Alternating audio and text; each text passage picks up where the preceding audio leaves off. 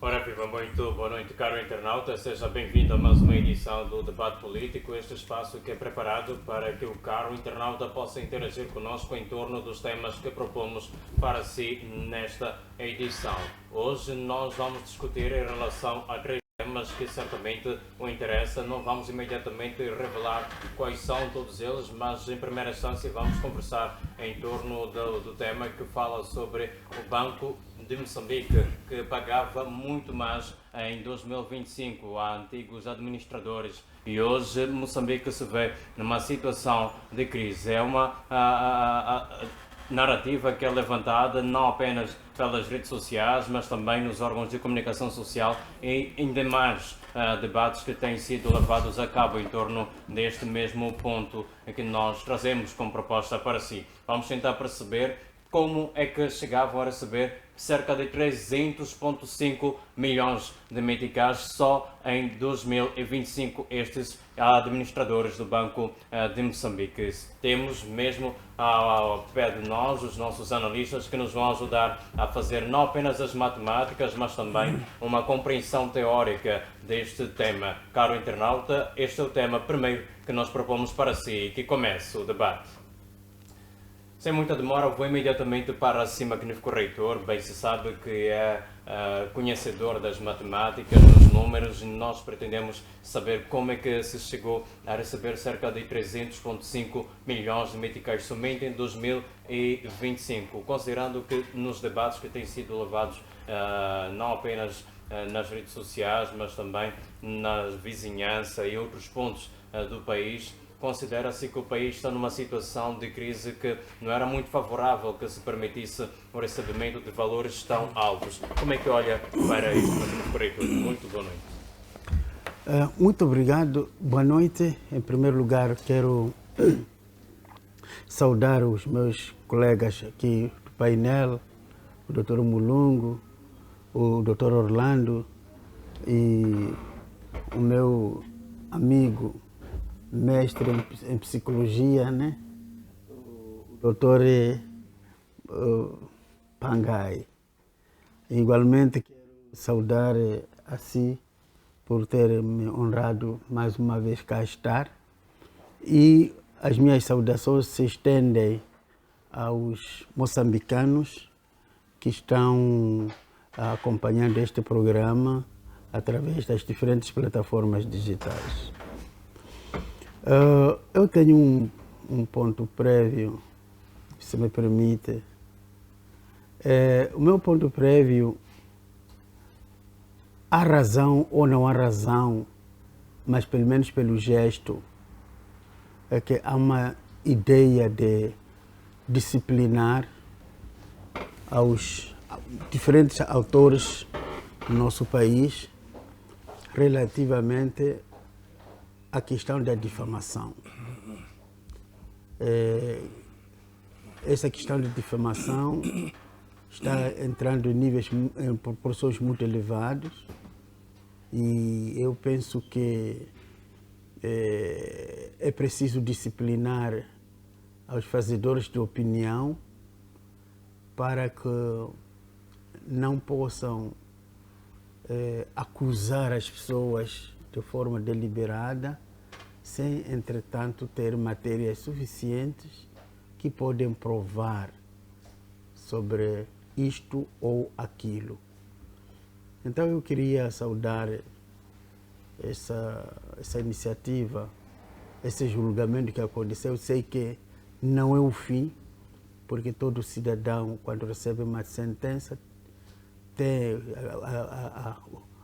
a Constituição lhe assiste o direito de cumprir, como também de reclamar ou recorrer. Então, pelo menos nesta primeira instância, eu queria saudar, que para que todos nós, para além do que cada um pensa, inculcar a outras pessoas, ofender outras pessoas, injuriar, todos nós merecemos uma boa reputação na sociedade. Temos filhos, temos netos, temos bisnetos em alguns casos. Então, eu penso que esta forma de tratar os assuntos, que não seja o primeiro caso a ser tratado desta maneira, quando há ofensas, quando há questões de injúrias, etc., calúnias. Então, tem que se tratar com conhecimento de causa. Relativamente à questão do Banco de Moçambique, eu tenho acompanhado nos últimos dias, através das mídias, televisões, jornais, redes sociais, informações segundo as quais há alegações de que os administradores do Banco de Moçambique recebiam uma massa enorme de dinheiros, que eram 300 milhões de meticais. Mas essas informações, eu não sei se eu posso tomá-las como referência. Por quê? Em nenhum sítio eu encontrei, nas demonstrações financeiras salariais do Banco de Moçambique, ainda não me deparei com essa informação que seja uma questão real. Então, eu aqui me abstenho de falar sobre esse assunto, porque há muitas informações que hoje em dia põem-se a circular, parece que são verdadeiras, mas na hora da verdade tu procuras, tu não apanhas nada. Então, eu quando acompanhei essa situação, eu investiguei nas minhas fontes, inclusive, em alguns casos, tem algumas pessoas que eu conheço, que poderiam, pessoas fidedignas, que poderiam me situar que de facto seja isso, mas até agora eu não tenho. Então, o que está sendo dito a ser verdade, então é algo que nós temos que meter a mão à consciência, porque esses valores me parecem serem um pouco exagerados.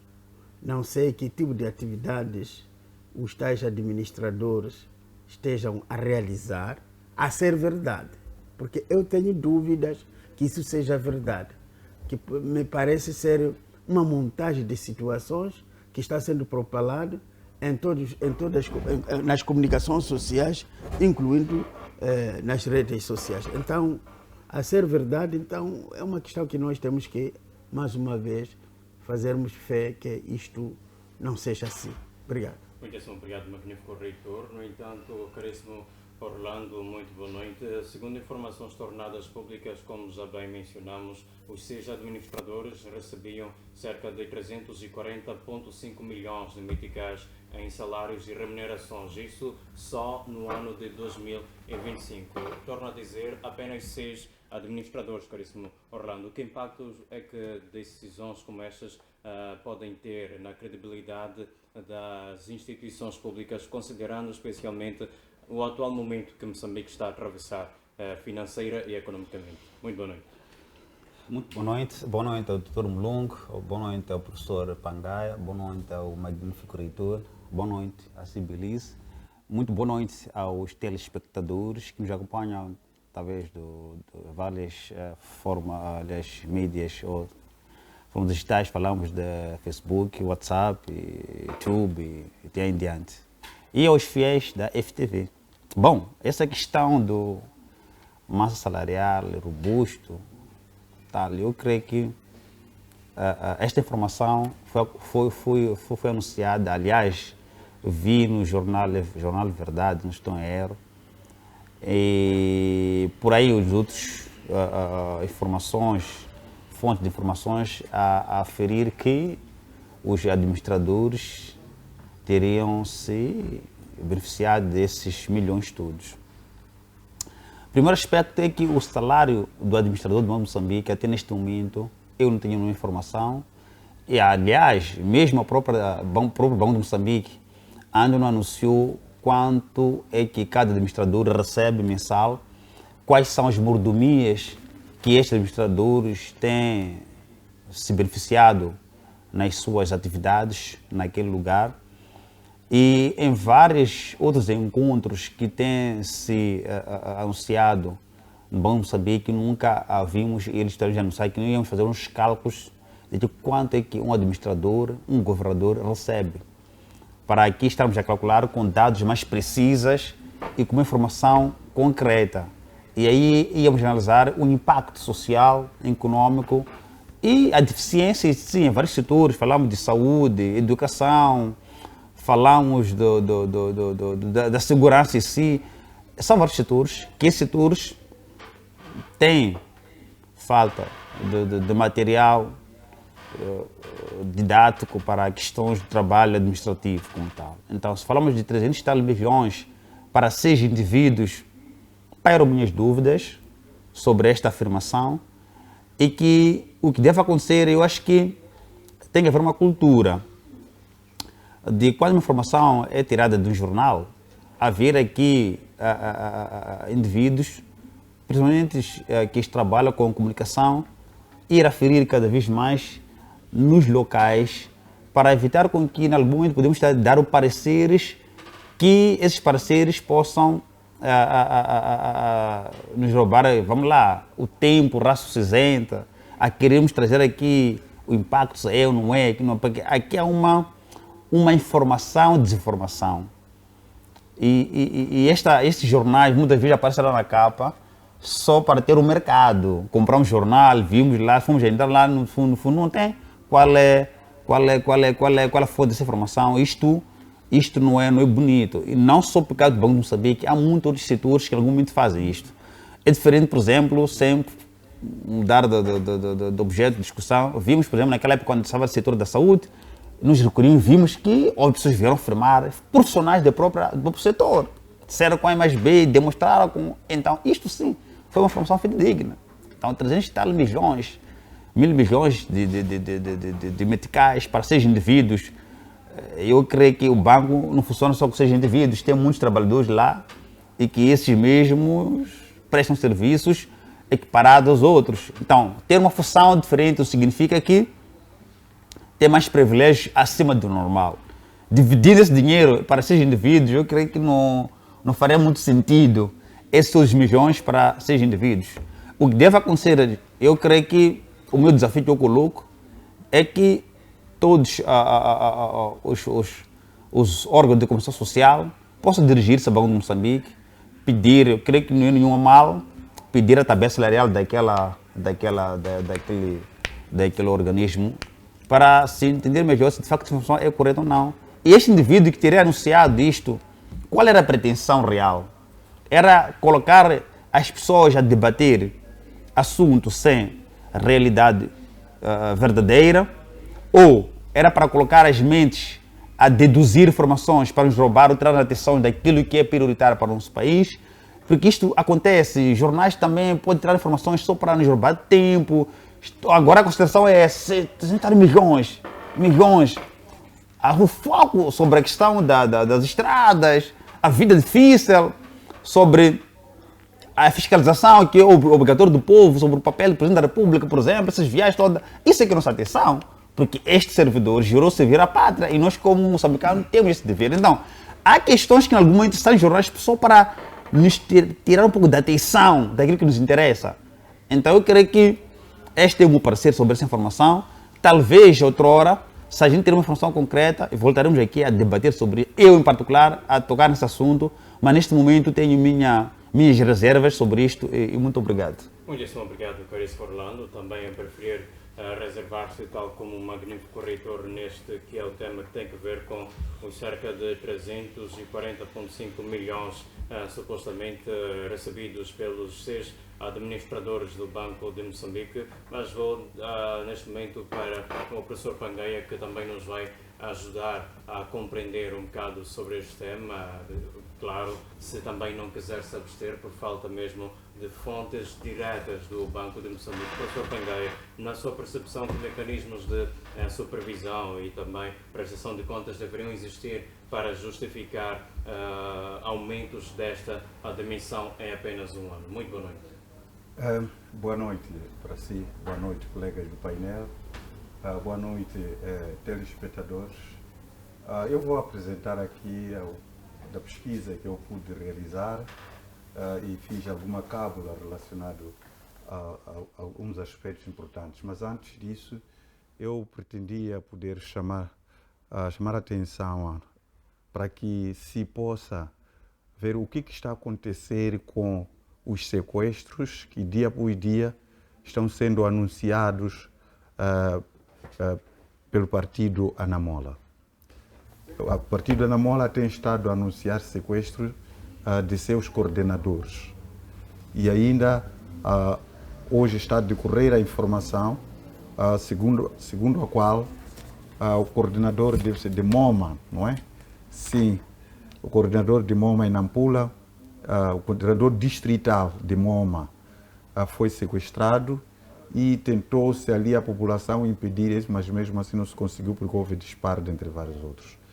E há outro coordenador que acaba de ser solto depois de ter havido algum julgamento. Então, era importante que a justiça pudesse nos trazer a veracidade dessas situações que estão a decorrer.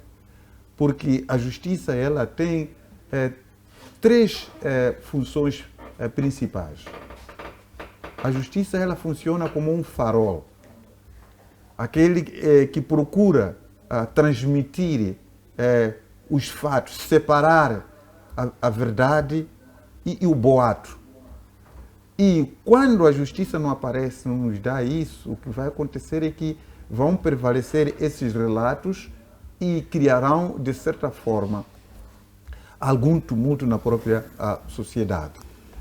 E a justiça ela funciona igualmente como bússola, aquele que mostra um Estado de Direito em que Moçambique é um campo onde estão os políticos, onde estão os militares, onde está o cidadão no geral, que eles devem jogar dentro da área. E todo aquele que jogar fora dela, a justiça deve estar lá.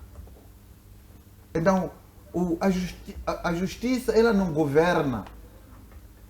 A justiça ela não é política. Ela trabalha para poder iluminar, para poder funcionar como bússola, funcionar como um espelho. Quando julga casos, por exemplo, essa questão dos sequestros, depois de julgados, deveria se produzir sentenças que possam ser públicos, que é para a população ela poder saber exatamente quem que está a promover os sequestros, se é verdade ou não, os motivos pelos quais estão a decorrer os sequestros. A justiça não pode continuar assim em silêncio, sem que possa efetivamente reagir em relação a essas declarações que a Anamola tem estado a dar sempre de sequestros, assassinatos dos coordenadores ou membros do Anamola. Então, é chamada a atenção, por forma que possamos ter uma credibilidade da justiça no nosso país. Esses casos não podem, pura simplesmente, serem tornados públicos e ver pessoas efetivamente enterradas, baleadas, e que não haja, neste momento, essa clarividência por parte da justiça moçambicana. Esse é o meu ponto prévio. Em relação à questão do Banco de Moçambique, os salários que está a referir, eu aqui tenho aqui um apanhado baseado no relatório do próprio Banco de Moçambique do ano 2025. O próprio Banco de Moçambique que trouxe o seguinte relatório. Diz assim que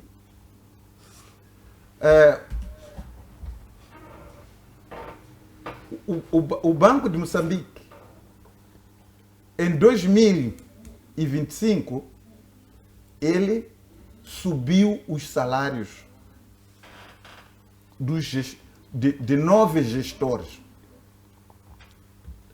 Neste caso, o Banco de Moçambique gastou no total, com 9 gestores, 300,9 milhões de meticais em 2025. Isto está plasmado no relatório do próprio Banco de Moçambique. Em média, por gestor, são 33,4 milhões por ano. 3 milhões por mês, cada um dos gestores. Então, neste caso, subiu cerca de 6,6 milhões em relação ao ano de 2024. Isso está na rúbrica de gastos com pessoal. O Banco de Moçambique fechou as contas em 2025 com prejuízo recorde de 13,34 mil milhões de meticais. O prejuízo relatado pelo próprio relatório do Banco de Moçambique. Não se trata aqui de especulações. Quem quiser vai ao relatório do Banco de Moçambique de 2025. O Rogério Zandamela é governador desde abril de 2016. O saldo mais agressivo reportado é 2024-2025.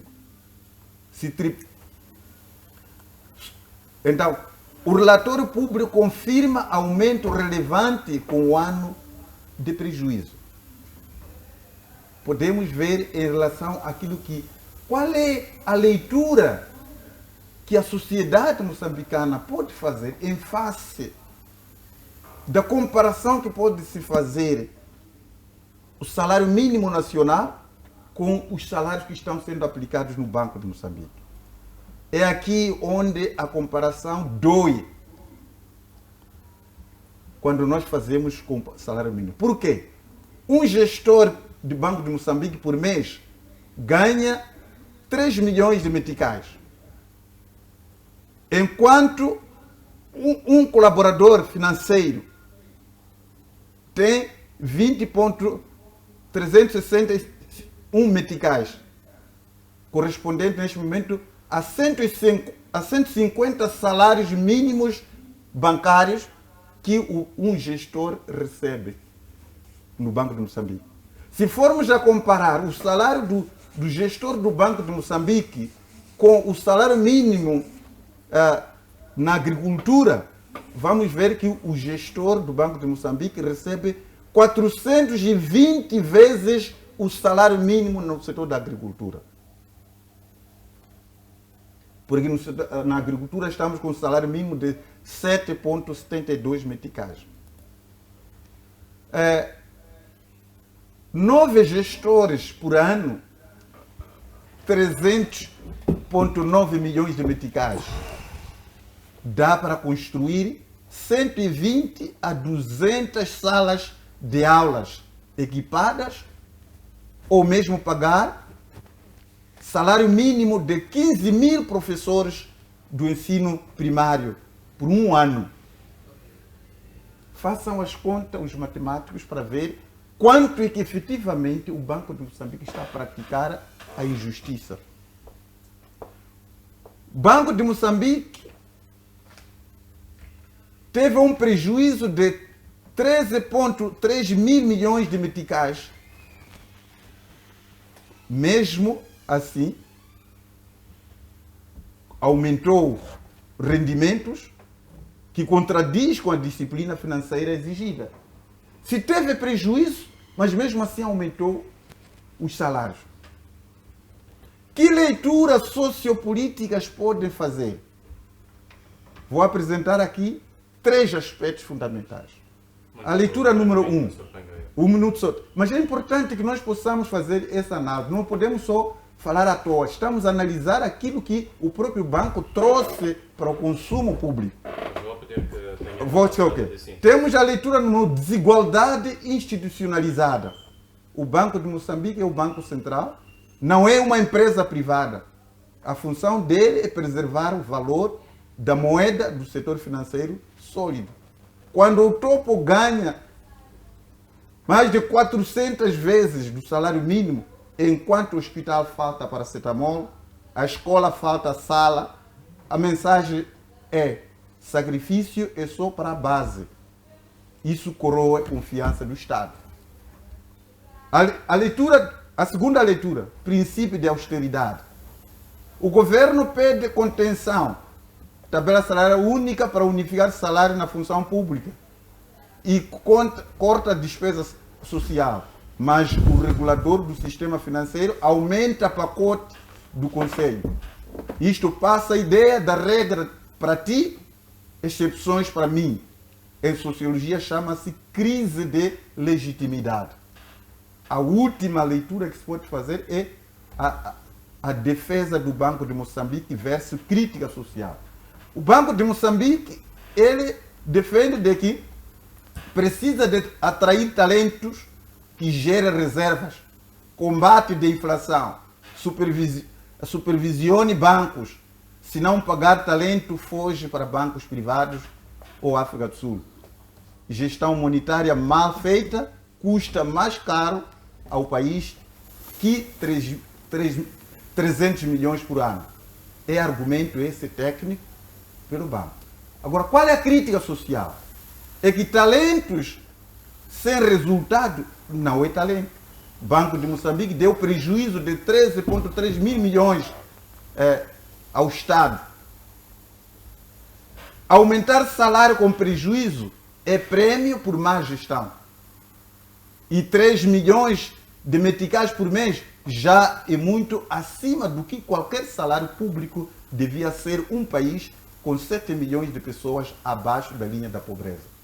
Então, nós estamos aqui numa situação extremamente caricata em que o Banco de Moçambique ele está a poder querer nos convencer com os salários ou mesmo com as linguagens que vêm aí. Poderia apresentar aqui a quarta leitura, que é o problema sistêmico que está a acontecer. Porque essa questão dos salários altos não é só no Banco de Moçambique. Temos estado a falar aqui salários absurdos para os PCAs. Igualmente temos esse tipo de salário. Como é que um país como o nosso está a pagar 3 milhões a um gestor? 3 milhões que poderiam servir para garantir paracetamol no hospital, que poderia garantir algumas salas de aula nas escolas. Mas, no entanto, está-se a pagar 3 milhões por mês a um gestor do Banco de Moçambique. Quem quiser confirmar isso, vá ler o relatório do Banco de Moçambique de 2025. Muitíssimo obrigado, professor Pangaia, por nos ter trazido dados que eram realmente necessários termos neste espaço de debate. É verdade, esta é uma informação que está realmente no relatório do Banco de Moçambique 2025. Caríssimo Mulungu, muito boa noite. Os valores, como o professor Pangaia bem citou, cerca de 300 milhões para somente o ano de 2025 é atrair e reter quadros qualificados para evitar que sejam cometidos erros que custem bilhões, não apenas para o banco, como também para o território nacional. Mas de que forma é que a política remuneratória das instituições públicas deve equilibrar a necessidade de atrair os quadros qualificados, dar a eles dignidade, mas também assegurar que haja responsabilidade social e o cumprimento da mesma? Muito boa noite. Boa noite a si, boa noite aos colegas do painel, o magnífico reitor, o Dr. Pangaia e também ao Dr. Orlando José, e a saudação especial se estende para quem nos acompanha a partir de casa ou onde estiver e que de facto tenha a possibilidade de poder acompanhar a informação. Bem, em jeito de ponto prévio, gostava de falar aqui do debate público em Moçambique. Quando nós, de facto, achávamos que pudesse melhorar alguns aspectos, o próprio debate público, praticamente o tempo nos mostra que há minas dentro do próprio debate público, ou seja, as redes sociais vieram democratizar o espaço de debate e fizeram com que a abertura sobre temas como segurança, economia, finanças, desenvolvimento pudessem de forma aberta ser debatidos por todos nós. Percebe-se que hoje, de facto, há uma percepção um pouco desviante sob o ponto de vista daquilo que seria o posicionamento de todos para que pudéssemos, de facto, conduzir o nosso país para o desenvolvimento. Ou seja, hoje, cada pessoa que abre a boca, cada pessoa que escreve alguma coisa, a percepção primária das pessoas é perceber de que lado está. E se esta pessoa, de facto, pronunciar-se de uma forma diferenciada ou contraditória aquilo que é pensamento daqueles que supostamente têm a percepção de que controlam a opinião pública, de facto esta pessoa é rotulada como sendo alguém que está, de facto, a praticar a adulação. Então é preciso que haja uma consciência de imparcialidade, sob pena de nós, de facto, começarmos a fazer com que as mentes brilhantes que este país tem sintam-se excluídas dos debates e que esses debates dêem espaços somente àqueles que olham para este nosso belo Moçambique numa única vertente. É preciso que haja o respeito às opiniões diversas, porque só com opiniões diversas é que vamos construir, de facto, uma nação. As narrativas não podem dar espaço ou roubar o espaço de posicionamentos formais ou institucionais, porque a partir do momento que as narrativas ganham o espaço de debate e o espaço de debate exclui aquilo que é, de facto, o posicionamento formal das instituições, começamos a perceber que alguma coisa não anda bem no seio da nossa nação. Há problemas sérios sociais, é preciso que todos nós reflitamos em torno desses pontos, de modo a que amanhã não sejamos os adultos que vão se arrepender pelos debates que tiveram no passado, porque não construíram, somente destruíram toda uma nação. Então é preciso que haja uma mais atenção, principalmente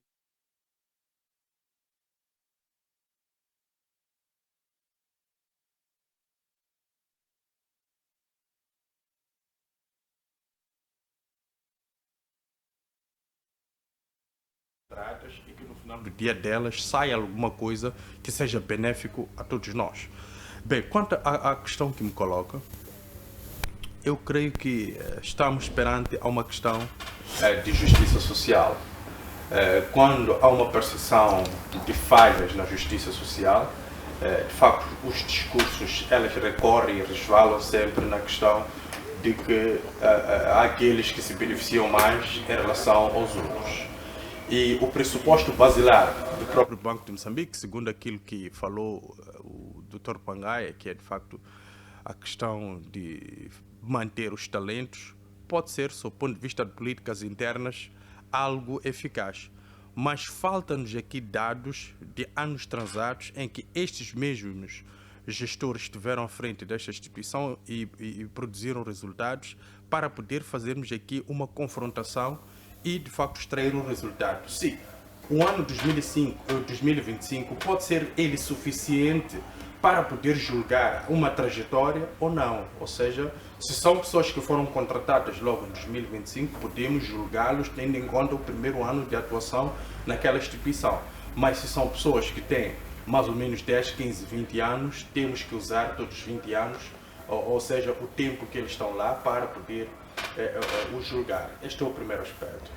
O segundo aspecto é que também é preciso percebermos que a questão salarial ela não é tão importante que venha ao debate.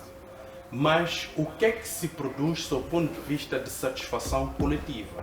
Ou seja, se estamos a pagar pessoas que conseguem trazer um resultado que é benéfico para todo um coletivo, então sim, pode-se de facto justificar o nível salarial, ou seja, ela não pode ser posta em casa, mas a questão dos resultados é que para mim deve consistir e ser debatido por cima da mesa. E outra, as desigualdades, elas de facto são moralmente aceitas dentro de uma sociedade se elas de facto conseguem favorecer os menos favorecidos, ou seja, aqueles que de facto socialmente têm a percepção de que são excluídos. Então, por aí sim compreendemos que há de facto uma parte positiva nessa questão das desigualdades. Agora, quando estas desigualdades têm por tendência a produzir elites, aí sim podemos de facto começar a confrontar a ideia de que há alguns que de facto têm se beneficiado politicamente e economicamente de algumas benesses que algumas instituições podem de facto os canalizar. Mas é preciso sempre recordar e recorrer na ideia de que o homem sempre luta e sempre batalha para de facto ganhar alguma coisa ou racionalizar os ganhos para si, individualmente. Então, cabe às leis, cabe às políticas públicas e cabe às instituições fazer com que este batalhador, que olha mais para si do que para o coletivo, transforme o ganho ou o resultado individual em um ganho coletivo. Então, é mais ou menos nesses moldes é que devemos pensar. Ou seja, nós podemos discutir esta questão dos salários do Banco de Moçambique, mas depois vamos perceber que o Banco de Moçambique é autônomo, ou seja, é uma instituição que desenha políticas próprias, é uma instituição que não faz parte da função pública, não faz parte do setor privado, ela de facto tem um papel de fiscalizar e de facto controlar o mercado financeiro a nível nacional. Então nós temos que de facto pegar esses gestores e não focando muito naquilo que são os seus ganhos e olhar para o setor fiscal do país, olhar para o setor financeiro do país e perceber até que nível eles conseguem de facto trazer resultados que são benéficos a todo um coletivo a nível do nosso país. Por aí sim, de facto, estaremos num debate que vai nos trazer resultados satisfatórios e se nós nos cingirmos na questão dos salários, são salários gordos, não podemos ignorar isso, mas por aí, de facto, o nosso debate vai ser diminuído a resultados que, no final, são nulos, porque serão reclamações, mas a instituição tem as suas próprias políticas, do mesmo modo em que outras instituições têm as suas próprias políticas. Ou seja, é preciso, em algum momento, respeitar essa ideia interna dos incentivos que as próprias instituições têm para poder manter aqueles que são os seus funcionários e para conseguir traduzir isto em resultado. Se no seu processo histórico o Banco de Moçambique, através desses incentivos, conseguiu trazer resultados palpáveis, então de facto devemos olhar isto de facto nesta vertente de cor. É positivo para o próprio Banco de Moçambique, mas se nós olharmos cá fora na questão de justiça social, aí sim podemos perceber que há de facto alguma injustiça sendo praticada, ou seja, há alguns indivíduos que têm ganhos que, ao nosso ver, são extremamente elevados e exagerados. Muito bem, muitíssimo obrigado, caríssimo Mulungu. Sim, professor Pangaia, de forma muito breve, vou pedir que tenha capacidade de síntese, por favor. Seguinte, nós não podemos permitir que, num país como o nosso, institucionalize desigualdades. Os valores que esses gestores estão a receber provêm da renda pública. O Banco de Moçambique não produz dinheiro. O tesouro que está lá é dos moçambicanos. E são esses moçambicanos que estão a viver numa situação penúria.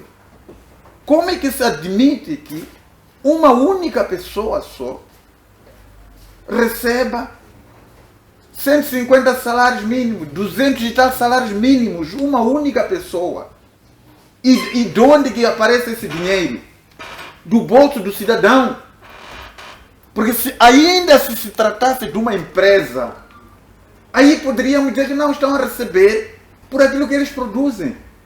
Mas estão a receber do saco da renda pública, que está conservada por esses senhores.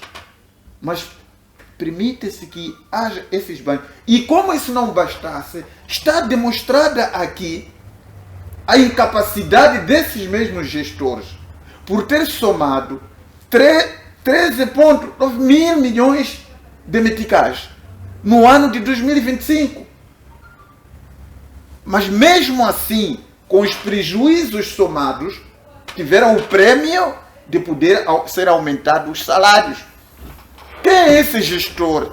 Quem é esse patrão que depois de ter somado prejuízo, ainda aumenta salário aos colaboradores? E que prejuízo? De que tamanho? Não faz sentido isso. Não há aqui uma defesa possível para poder tentar legitimar esse ato, esse relatório do Banco de Moçambique. Esse relatório não foi feito por uma auditoria, porque é um relatório feito pelo Banco de Moçambique e tornou esse relatório público para poder o quê? Chocar a própria sociedade, entristecer a sociedade, irritar a sociedade. Não faz sentido. Obrigado, professor Pangai. Muitíssimo obrigado, magnífico reitor. Estou mesmo consigo, mas por favor pedir que faça uma ligação direta já com o próximo tema, pois o tempo já vai nos deixando. De mais seguro o seu fio de pensamento. O próximo tema mesmo tem a ver com os ataques xenófobos na vizinha África do Sul. Já há moçambicanos a regressar para o país, no entanto, o governo informa que cerca de 800 dos compatriotas são diretamente afetados por estes ataques xenófobos e já há, infelizmente, perdas de vidas. Magnífico reitor, como é que olha para aqueles que poderão ser os desafios sociais e económicos que poderão advir deste regresso destes moçambicanos, considerando que eles não apenas perdem os seus bens, mas também os seus empregos e até mesmo grande parte da sua vida estava concentrada num país que não era seu e hoje regressam para Moçambique sem quase nada. Quais desafios é que poderão advir? Olhamos para os problemas, mas também queremos conhecer as soluções para estes que estão a vir para Moçambique. Ok, obrigado. Só queria... Eu aqui não quero dar glórias ao Banco de Moçambique, mas eu quero corrigir alguns conceitos, porque são conceitos básicos. Não existe nenhuma sociedade de igualdade absoluta entre os homens. As sociedades sempre... Os homens são diferentes. Aqui na sala, aqui onde nós estamos, eu não sou igual ao Dr. Pangai, eu também não sou igual a ele nem é igual a ele. Então, as diferenças sociais sempre vão existir. Sempre e sempre existirão. Quer seja financeiramente, quer seja socialmente, culturalmente, sempre as diferenças existem. E é na base dessas diferenças que nós encontramos o mosaico cultural do país. Repito, não estou a vangloriar que, se é verdade que os salários do Banco de Moçambique estavam sendo praticados, sejam aqueles, então estão de parabéns, não estou a dizer isso. Repito que também eu tenho muitas reservas sobre esses salários, sobre as informações que a gente consome, em muitos canais, em muitas informações. Há bem pouco tempo, hoje mesmo, acompanhei uma entrevista, alguém da função pública, a corrigir uma informação segundo a qual 2 jovens tinham sido raptados de um partido político em Inhambane. E, afinal de contas, já propalou-se aqui. Partido X estão sendo raptados, os quadros, etc, etc. Mas aqueles fulanos foram envolvidos em homicídios qualificados. Foram presos e hoje foram apresentados E até mostraram que podiam consultar a eles se foram maltratados, tipo, serem violados os seus direitos. Então, há muita informação que circula para dar razão, a voz da razão de alguma coisa, enquanto, na verdade, verdadeiramente não é assim. Sempre há uma coisa que se coloca. Isso é característica de comunicação. Basta tirar uma palavra, basta aumentar uma outra palavra, já a mensagem que chega a outra não é a mesma mensagem. Relativamente aos nossos concidadãos, solidarizo-me com eles, os moçambicanos que estão a chegar no país, mas também toda a sua vida esteve lá para além das fronteiras. Alguns saíram aqui jovens, já apanharam lá uma certa idade, etc. E estão a voltar de mãos a abanar. Isso é muito triste. É tanto quanto triste ver crianças, mulheres grávidas, que foram humilhadas, violadas, em alguns casos, fisicamente, queria dizer. Isto não condiz como africanos. Como toda a gente sabe, que a independência de África do Sul, um dos intervenientes principais da independência da África do Sul é Moçambique, um dos autores. Aqui convivemos com os sul-africanos do ANC, neste caso, sofremos algumas ações contra Moçambique, porque Moçambique apoiava a África do Sul, o ANC apoiava também Zimbábue, etc. A SWAPO também, Namíbia. Nós aqui somos uma referência de solidariedade. Então, é que o ser humano tem uma característica, esquece rápido. Tu podes ter feito uma coisa boa no ano passado para alguém, este ano aqui lhe apontaram com o dedo, o dedo mínimo, porque já se esqueceu que tu foste útil para a vida dessa pessoa. Entretanto, o que eu posso aqui, por outro lado, encorajar mais uma vez o governo para dar a mão amiga que está dando, a partir da África do Sul, através dos seus parceiros de cooperação internacional, e até fazer chegar os moçambicanos cá. Aspectos migratórios têm muitas características, fatores vários. Entre esses vários, tem aqueles fatores que são os mais a busca de melhores condições de vida. Eu dizia num canal televisivo, acho que foi ontem, alguém dizia que os moçambicanos na África do Sul, alguns deles até trabalham nos campos, nas fazendas dos sul-africanos.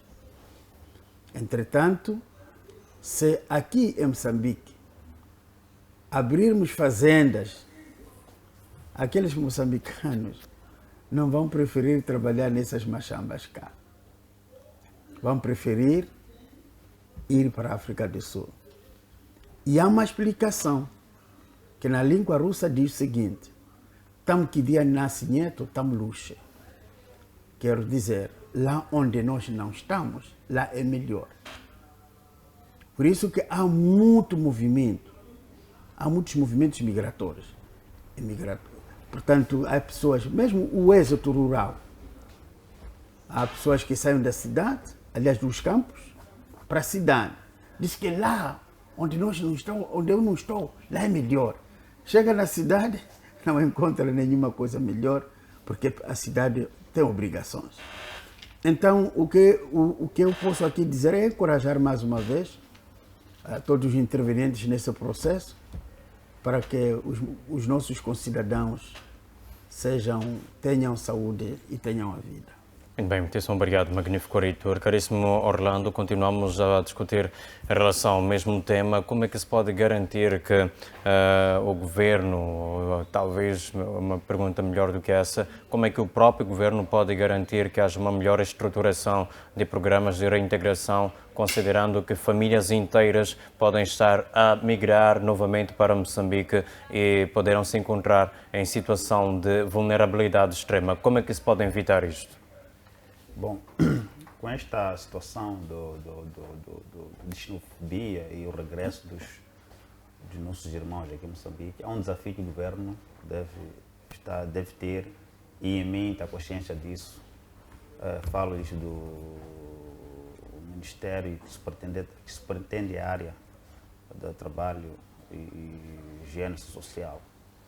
É preciso se refletir profundamente a questão da criação de trabalho para a melhor reintegração, porque a saída dos nossos concidadãos aqui para a África do Sul é a procura de trabalho. As melhores condições de vida são feitas pela produção de trabalho. Dizer que tiveram que sair daqui a procurar melhores condições de vida, isto seria um pouco assim, não real, mas a procura de emprego. A procura de emprego porque as oportunidades aqui em Moçambique são escassas. Os postos de trabalho aqui não são inúmeros, né? Há uma limitação no mercado. Então, há que haver uma reflexão profunda do chefe de Estado e do Ministério da área que superintende essa área, de uma reflexão profunda em criação de oportunidades de trabalho. Quais são as linhas gerais que, neste momento, o governo vai refletindo para a reintegração desses meus irmãos? Porque não basta dar um kit de um dia, kit de alimento de 10 dias. A pessoa vai viver 10 dias, vive mais de muitos longos anos. E esses concidadãos têm família, filhos vão para a escola, têm pais, mães para cuidar. Então, isto requer um desafio grande. Sob o risco de a gente ver muitos irmãos dormindo na rua, mendicidade estar acima da média. O que deve acontecer é que todos os setores devem ser envolvidos nesta área. O que se deve fazer? Temos o campo, sim, mas o campo necessita para fazer o trabalho. Fazer o trabalho seria a facilitação e também criar a segurança para que os nossos concidadãos não saiam fora e que lá sintam-se, nestas situações, sentem-se envergonhados lá, é um esforço vão. Outros deixaram residências lá, pequenos negócios lá, voltaram aqui, mas com roupa. Isso é muito lamentável. Eu creio que há que haver uma profunda avaliação e, acima de tudo, um sentimento humano. Porque a liderança tem que ter um sentimento humano e ter uma empatia. Tendo essas características, é fácil desenhar-se medidas para a correspondência dessa falta. É claro que não é igualdade absoluta, como estava a se beneficiar aqui, mas há um esforço de ser evidenciado para acomodar mais de 800 cidadãos que regressaram a Moçambique. Porque quanto for um número desempregado e não haver maior atenção do governo, a probabilidade de subida de criminalidade é muito maior. Porque será a única fonte que vai garantir com que estes tenham o sustento.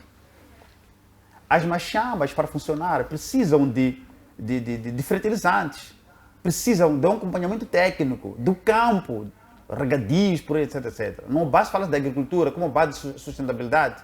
É preciso criar-se meios. Qual é o campo que foi criado? E que tipo de trabalho sendo feito para acomodar essa gente? O que estava a falar aqui, o magnífico, eu recordo muito bem uma viagem que eu fiz à África do Sul, fui ver lá muitas coisas, a vender cebola, saí para vender cebola, para vender tomate. Mas a questão não é o vender, é que tem o trabalho, e que esse trabalho dá rendimento. E há uma aceitação do mercado. E final do mês tem alguma coisa para dar à família. O que acontece aqui no nosso país E esses estudantes que voltaram não vão ficar no desempenho, no mercado grossista. Não. Vão aos locais de origens, nas províncias. E essas províncias lá, as oportunidades que tiveram na África do Sul, de ir para o mercado de vender, ter um sustento mínimo, aqui não tem. E isto tem que se refletir. É um jovem, 18 para aí, 30, 40 anos, a gente tem força para trabalhar. Esses kits que vinham ser distribuídos na altura, o ministro era o Oswaldo Pittsburgh, por exemplo. Vice-ministro. Era vice-ministro? Não, foi ministro da Juventude, por aí está o trabalho. Então, o que ele... Era secretário do Estado. Sim. Qual foi o relatório que saiu na base da distribuição dos kits? Quantos jovens saíram do desempregado para o empregado?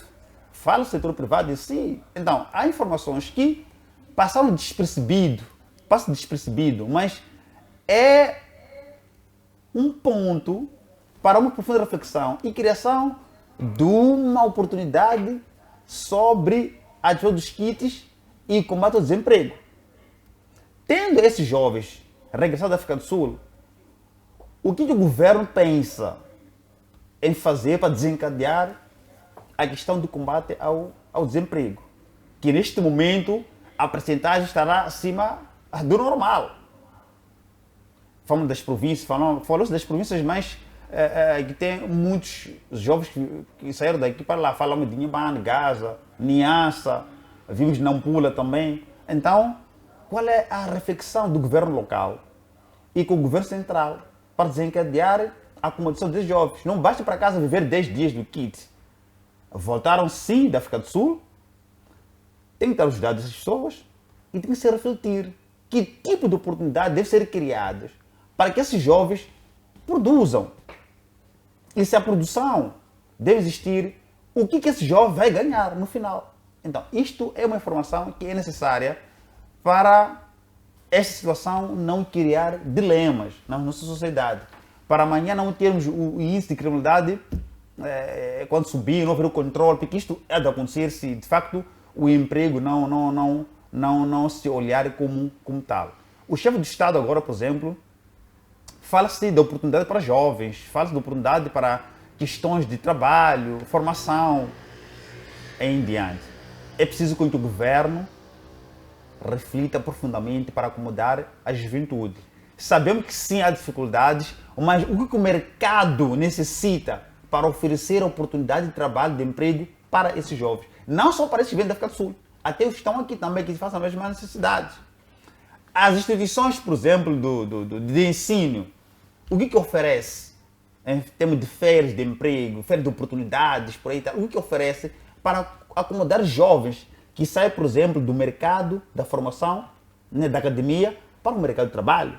O que tem que se fazer? Nós sabemos que o governo, aliás, o Estado, não vai acomodar todos eles, mas o setor privado, os empresários, essa classe empresarial, por exemplo, o que está a fazer? E as indústrias que estão fechadas há anos, nunca se pensou numa abertura dessas indústrias, dessas fábricas, porque os países fora, vemos, por exemplo, China, que emprega mais os seus concidadãos, ela mais na parte da indústria extrativa, por exemplo, da indústria de testes e por aí em diante, em que estão lá jovens a trabalhar. Não é sobre o salário somente, é sobre essa oportunidade de trabalho. Temos, por exemplo, vamos sair agora para a zona de Esquelene, há uma fábrica aí de vidro, por exemplo, que está ali já há anos escafiados, nunca se pensou em abertura desta fábrica, poderia acomodar pelo menos 200 jovens, diminuir o emprego. Então, há muitas elas que fábricas de capulanas, por aí tal. Então, é preciso refletir profundamente. Não podemos levar essa situação no debate social, no ânimo emotivo, mas já que termos uma reflexão empática sobre a verdadeira situação do nosso país e esses desafios que devem ocorrer. Não é só o papel do governo, nem não é só o papel do governo que deve ter essas reflexões. Nós também temos que desenhar alguma reflexão, escrever alguma coisa, submeter alguma indignação sobre isto e algumas propostas. Porque muitas vezes nós achamos que não, o governo tem que fazer tudo. Eu, como sou jovem, cidadão com visão tal, aquilo que eu penso, posso reduzir a escrita. e posso remeter a algum lugar e posso fazer um contributo para essa situação, porque agora o que está a acontecer não é só pelo governo que precisa de a correspondência, é sobre a participação ativa de qualquer que seja o cidadão para que essa situação seja desencadeada. Muito bem. Então, isto é uma situação muito sensível, que precisamos de uma reflexão, que precisamos de um estudo não aprofundado e temos que escrever, temos que trazer isto. E esses jovens que estão no África do Sul, uma das ações que deve acontecer é que pode-se conversar com os jovens. O que eles faziam no África do Sul? O que eles gostariam que o governo participasse para que eles tenham alguma ocupação? Através das respostas que eles vão trazer, posso trazer uma matriz e debater-se a oportunidade desses jovens. No lugar de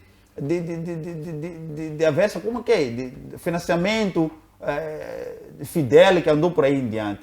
Por que não investimento de uma fábrica, de uma indústria e empregar essas pessoas e produzir para o mercado? Aí estaríamos a reduzir o desemprego. Muito porque bem. dar dinheiro ao investimento de alguém, enquanto o governo tem sítios ali que estão arquivados há anos, pode ser recuperados esses sítios e empregar os jovens.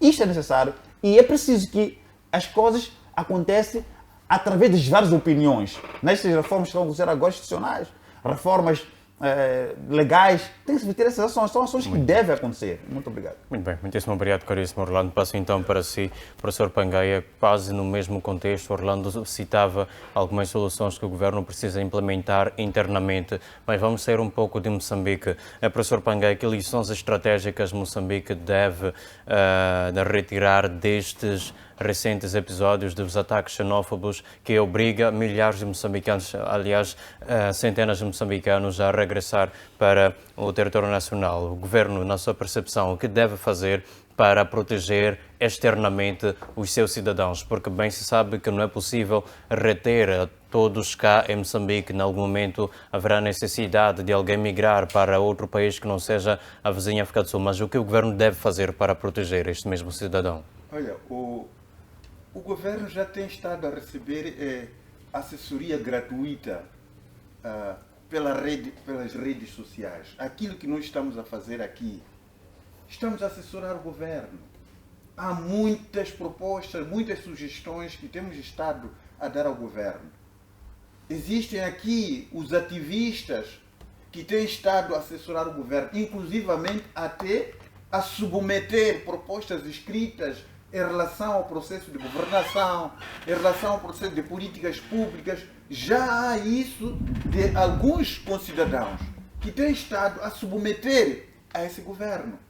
Mas, no entanto, o governo ignora tudo isso e pura simplesmente pauta-se por ouvir os lambebotas. A esses aí, quando eles dão uma proposta, então o governo segue. Mas isso que nós estamos a fazer agora aqui, as sugestões que nós temos estado a dar aqui, não são ouvidas. Esse governo é surdo. Olha, eu queria poder dizer o seguinte: quando nós estávamos a falar de institucionalizar desigualdades sociais, não estamos a falar de poder introduzir uma estratégia cooperativa de ganhos de 50%, 50%. Não é isso que estamos a referir. Temos ali as necessidades que o Maslow já se referiu.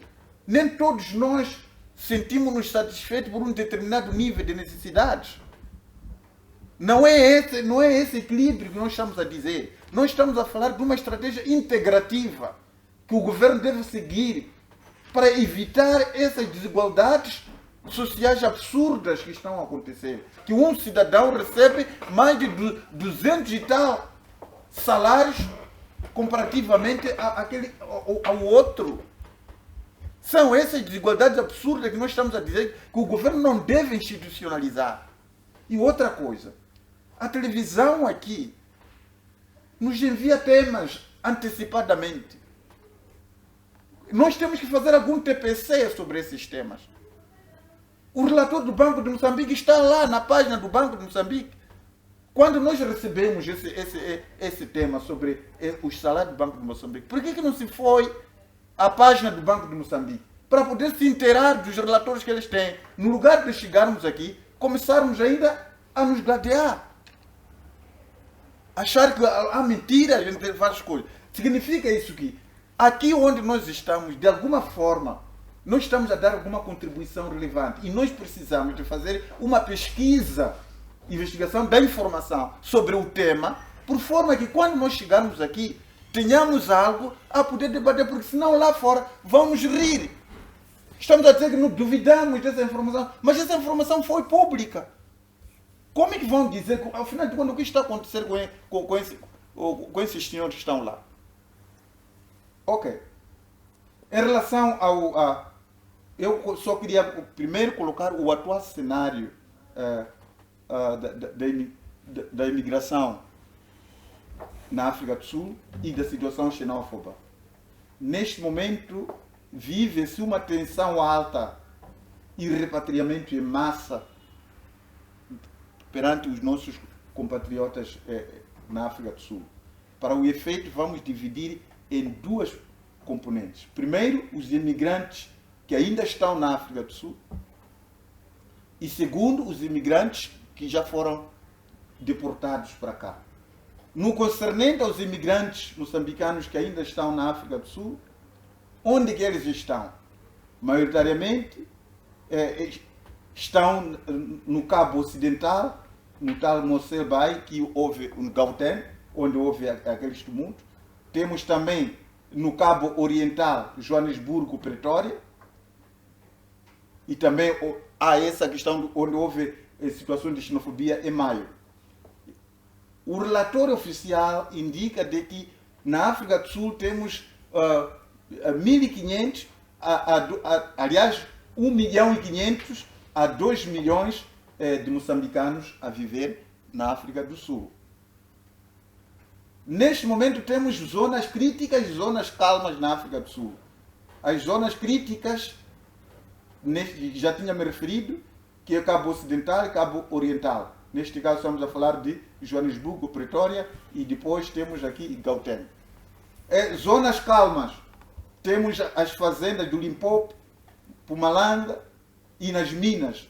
Lá os moçambicanos constituem mão de obra contratada pela Sazol e os conflitos são menores. Não é? O clima de hoje, estamos ali numa situação de medo e recolhimento por parte dos nossos concidadãos, depois daqueles 7 mortos que foram reportados. E muita gente parou de andar à noite, tiraram bandeira, roupa com cores moçambicanas, para não serem identificados. Quer dizer, estão a viver na clandestinidade. No concernente ao desemprego, os sul-africanos culpam o desemprego aos nossos concidadãos, dizendo que os nossos concidadãos estão numa competição desleal, porque os cidadãos sul-africanos eles exigem um salário acima da média, enquanto que os nossos concidadãos, quando chegam lá, estão a exigir salário muito abaixo, que não são aceitos pelos sul-africanos. E, por conseguinte, eles consideram assim uma competição desleal para o acesso ao mercado de emprego.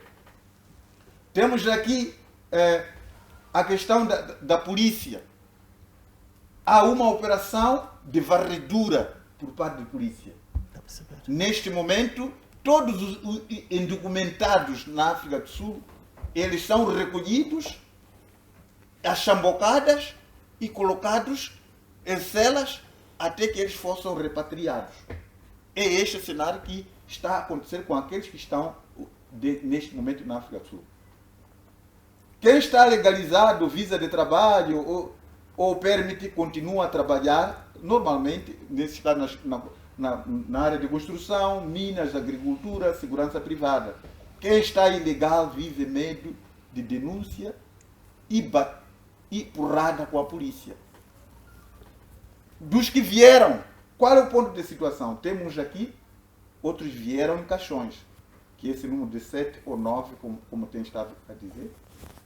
Temos 800 afetados que perderam suas casas, queimaram, os seus negócios foram saqueados. Temos 600 repatriados via Ressano Garcia. 300 voltaram com os seus próprios meios para o país. 500 estão neste momento abrigados num centro temporário no Cabo Ocidental. Tanto que se considera esse lugar seguro. Então, o que efetivamente estávamos aqui a tentar colocar aquilo que é o atual cenário dos imigrantes dentro da África do Sul e dos imigrantes que já estão cá.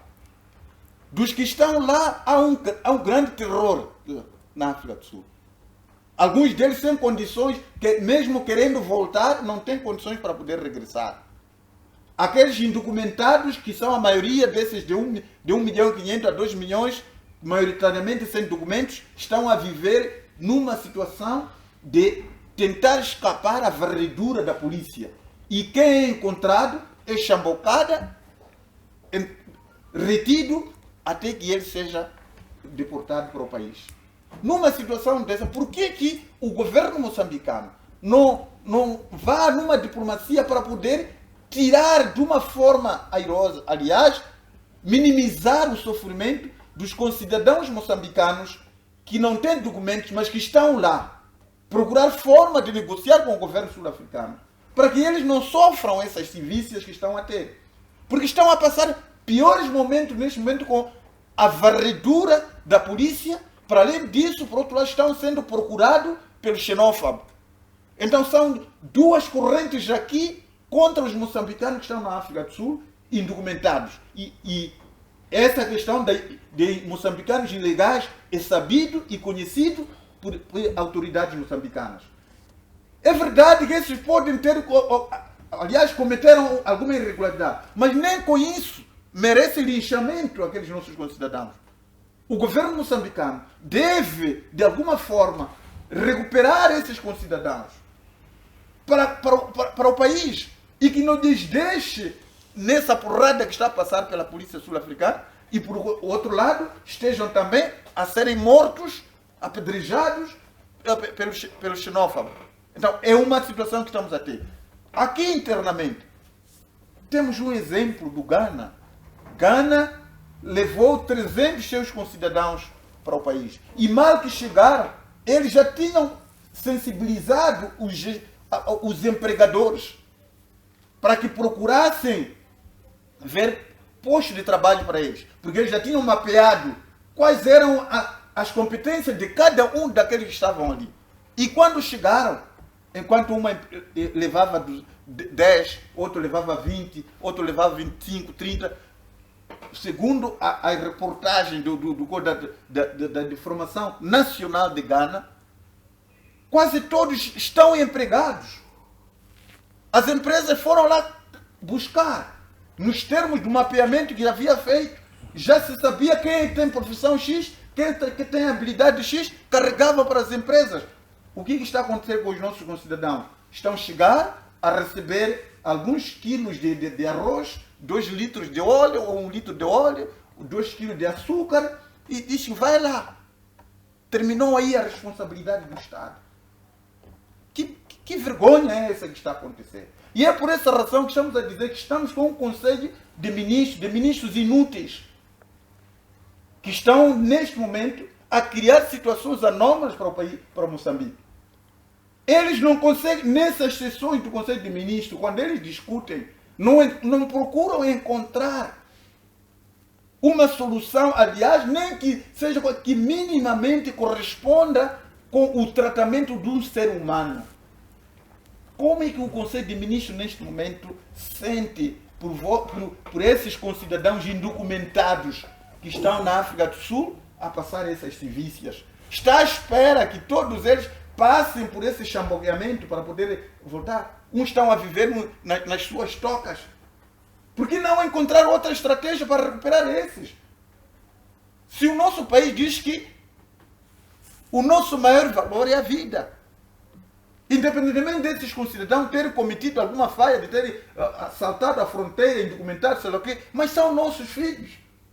E precisamos de poder vir educar cá internamente e não desta forma como está a acontecer. Muito bem. É extremamente triste o tratamento que os nossos concidadãos estão a ter dentro da África do Sul e mesmo aqueles que voltaram aqui, da maneira como estão sendo tratados.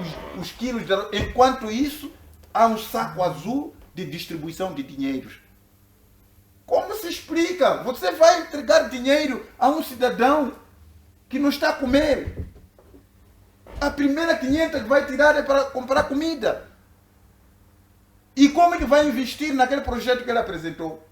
Está-se a dizer de que não, esse dinheiro vai servir, ele vai poder investir, depois de ter lucros, vai ter que devolver. Os 7 milhões de meticais que andavam de destino em destino, quem é que devolver?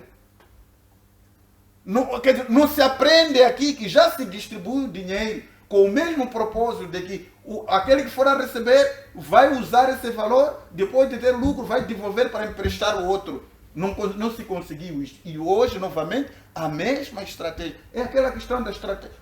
Aquilo que o pato faz. Vocês já viram o pato? O pato ele vai tentar provar uma brasa de fogo. Queima, voltou, mas esqueceu que aquilo queima. Volta novamente a poder atacar a mesma brasa de fogo. Muito bem. É essa a estratégia. Por que não? Estava aqui o colega do painel, Orlando, a falar sobre. Por que não reabilitar as indústrias que caíram? Muito bem, mas não vamos ser redundantes, professor. Então, Pangai. é nesse contexto que nós temos que melhorar a prestação do coisa. Mas eu não sei até que medida em que esse Conselho de Ministros consegue fazer a leitura dos choques e trazer uma solução adequada.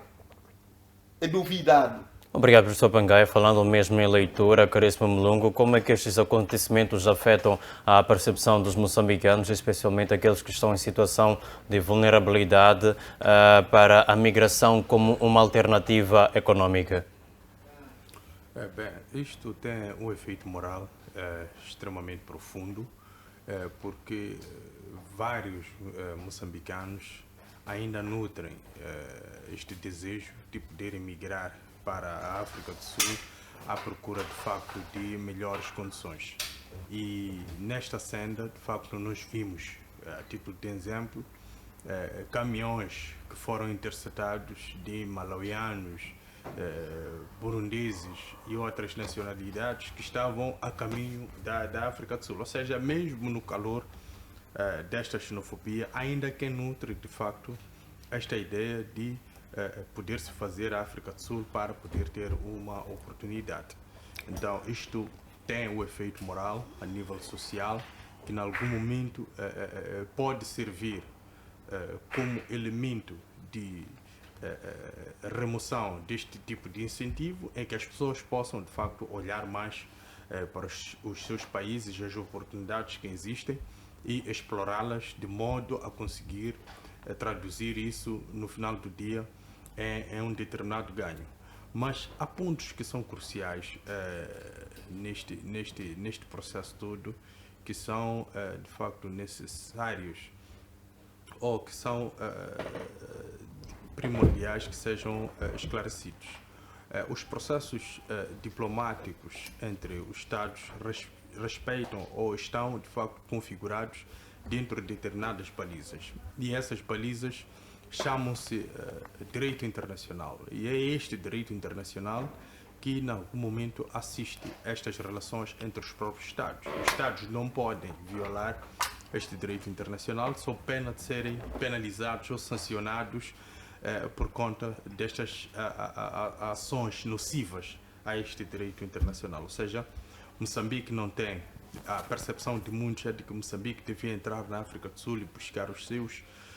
Seria muito bom se nós tivéssemos de facto esta capacidade e que a própria lei nos permitisse agir nesses termos e que moralmente isto fosse de facto aceito, mas nem um nem o outro de facto abre um espaço para que tenhamos esta possibilidade. Então nos resta a primeira linha de ação e pressão, que é de facto as embaixadas e também os consulados. Estes são os elementos que nos proporcionam a possibilidade de poder fazer pressão ao governo sul-africano para que, primeiro, garanta segurança aos estrangeiros dentro da África do Sul e, segundo, responsabilize aqueles que têm perpetrado estas ações xenófobas contra esses estrangeiros. Esta é a primeira linha de pressão.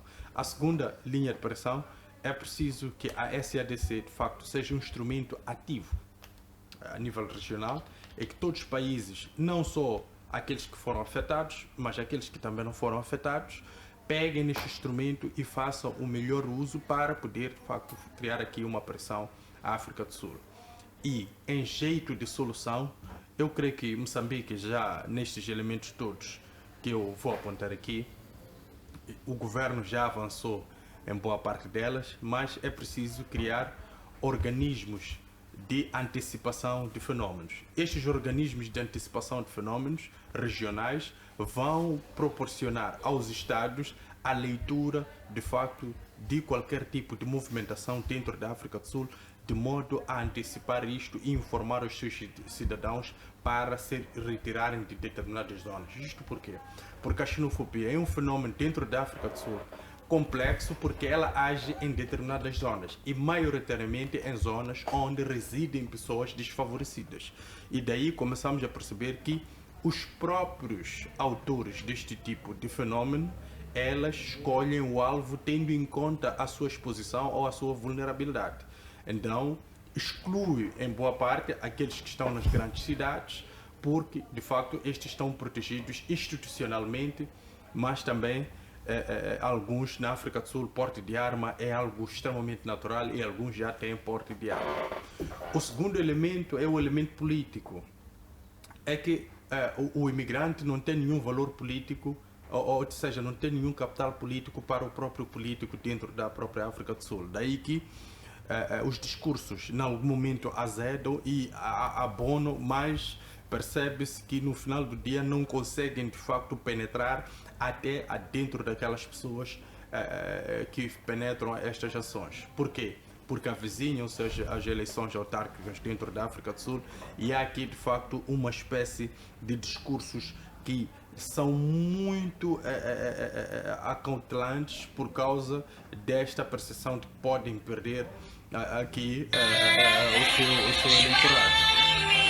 O outro elemento que não é tão menos importante, de facto, é a questão de as instituições dentro da África do Sul não conseguirem garantir segurança ao próprio estrangeiro. E isto, em algum momento, cria essas fissuras. Então, tem que se criar um outro organismo também de interseção de qualquer tipo de males do gênero, ou seja, em Moçambique há terrorismo, há, de facto, ataques externos na República Democrática do Congo, há xenofobia na África do Sul, há problemas sociais ainda na fase latente dentro da Tanzânia. Eu creio que a SADC pode servir de um organismo que possa trazer algumas respostas a estes elementos todos que estamos a assistir dentro do território sul-africano, porque não pode ser só do interesse da África do Sul, é preciso que de facto seja do interesse coletivo. Ou seja, a busca de informação estratégica por parte dos Estados, de modo a que essa informação estratégica ela beneficie ou propicie uma tomada de decisão muito assertiva, eu creio que pode ser um grande passo nesta coordenação ou nesta institucionalização e troca de informações. Porque sem isso, de facto, essas questões como xenofobia, a xenofobia é como um ato de guerra ou é como um ato de desestabilização. Começa em reuniões e, de facto, parte para as ações. Então é preciso, a partir dessas reuniões que são executadas dentro da África do Sul, haja uma troca incessante de informações, de modo a obliterar a ação ainda em fase inicial. Não conseguindo obliterar a ação ainda em fase inicial, julgando ser uma ação legítima por parte da população que reivindica algum tipo de direito dentro do seu território nacional, então é preciso que haja, de facto, aqui mecanismos de poder informar estas populações a sair dessas localidades. Há um item muito importante que é um exemplo, se calhar, para toda a África do Sul, na cidade de Cabo ou Cape Town. Todos os estrangeiros que vão para lá, de facto, há associações que os recebem, os registram e eles pagam. Quando é um casal, paga 200 rands mensalmente e quando é uma pessoa, paga 100 rands ao mês. Então, estes 100 rands, quando a pessoa adoece e não tem capacidade para retornar ao seu país, esta associação paga o transporte até o seu país. E se esta pessoa perde a vida, esta associação paga o caixão, paga o transporte e custeia toda a cerimônia fúnebre. Ou seja, há uma organização. Então é preciso transformar estas associações que encontram-se na cidade do Cabo ou em Cape Town é de facto um exemplo que possa ser replicado em praticamente todas as províncias sul-africanas, porque a África do Sul, boa parte da mão de obra é feita pelos estrangeiros, ou seja, não se vai eliminar os estrangeiros nestes moldes, porque se nós verificarmos os estrangeiros que se encontram nas grandes cidades, nas minas e empresas de grande vulto, não são eles atacados. Ademais, há uma percepção e também há uma informação de que toda a elite dos táxis e de serviços de transporte público dentro da África do Sul está nas mãos de estrangeiros e maioritariamente são moçambicanos. Então, a África do Sul também não vai de facto privar este direito de ir e vir aos seus cidadãos nestes moldes da xenofobia. Então, há aqui vários elementos que podem ser avaliados de modo a trazer aqui respostas. O governo, a nível interno, tem criado condições para receber os nossos irmãos no Ressano Garcia, Ponta Douro e várias outras fronteiras que temos com a África do Sul e garante o encaminhamento destes. Agora, a questão de poder garantir a eles oportunidades de emprego, eu creio que há uma dificuldade porque internamente também temos este índice elevado de desemprego que tem assolado a nós todos. Então é preciso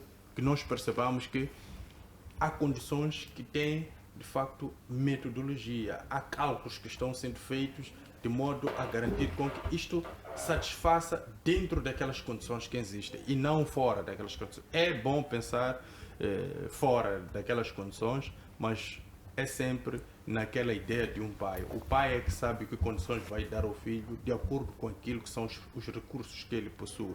O filho pode pensar que foi dado menos, mas é sempre a responsabilidade do pai de pensar nesses aspectos e proporcionar de acordo com aquilo que são as suas capacidades. De fato, é a responsabilidade do pai pensar naquilo que é o bem dos seus filhos. É justamente por esse motivo que todos os dias, quando entramos em debate, nós reiteramos a necessidade daquele que tem a faca e o queijo na mão, alguma coisa a fazer para que não apenas tenha escutado, mas também possa ter em atenção as soluções que são apresentadas em mesa do debate. Desta vez nós estivemos no debate político, edição de sexta-feira única da semana, onde discutimos 2 temas. Era do nosso desejo, obviamente, falar de mais um que tem a ver com as presidências abertas que o Presidente da República, Daniel Chapo, está atualmente a realizar. Recentemente na província de Manica, onde o apelo é o mesmo, que se combata a desinformação, mas também a pobreza e dentre outros contextos. Caros painelistas, muitíssimo obrigado pela presença, caríssimo Lungo, professor Pangaia, magnífico reitor e caríssimo Orlando. Agradeço também e de forma especial ao caro internauta que nos acompanhou do princípio até o final deste que foi o debate político, onde discutimos 2 temas de interesse, mas muito grande, especialmente o último, que tem a ver com a questão xenófoba que está a acontecer na vizinha África do Sul. Nós nos despedimos, mas prometemos voltar, como é habitual, nas sextas, exatamente às 20h45, com mais temas a serem enrolados nesta mesma mesa. Fique bem, ou melhor dizendo, fique com Deus. Até lá.